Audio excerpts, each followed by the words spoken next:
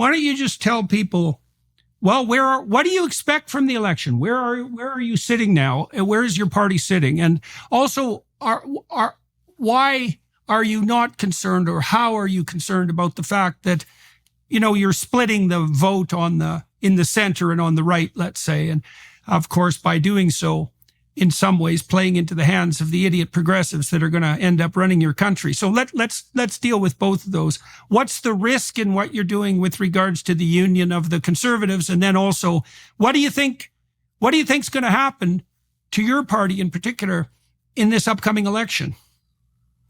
Well, point number one is the Conservatives don't need my help to destroy their election chances. They've done it to themselves. They were going to lose anyway. And it's very interesting. A large number of people who say they'll vote for me, if I wasn't here, wouldn't bother to vote at all. That's how disenchanted they are with the whole thing.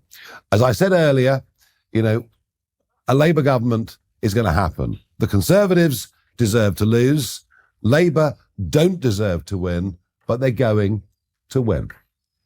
What I'm doing here is putting a first big marker down, albeit just in the space of a few weeks. We are going to get millions of votes.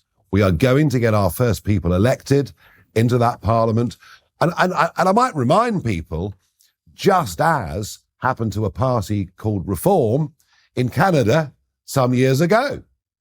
Everyone said, oh, no, reform will split the vote. Preston Manning's a right-wing nut job. All the same kind of criticisms. And in the end, Reform won. And as you know, Stephen Harper proved to be a very good Prime Minister in many ways of Canada, having first been elected as a Reform MP and then effectively doing a reverse takeover of the very tired and increasingly progressive Conservative Party. I am trying to do something very similar to what Reform did in Canada all those 30 years ago.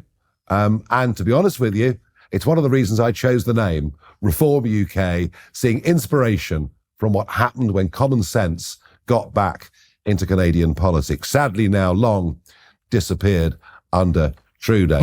So look, we're going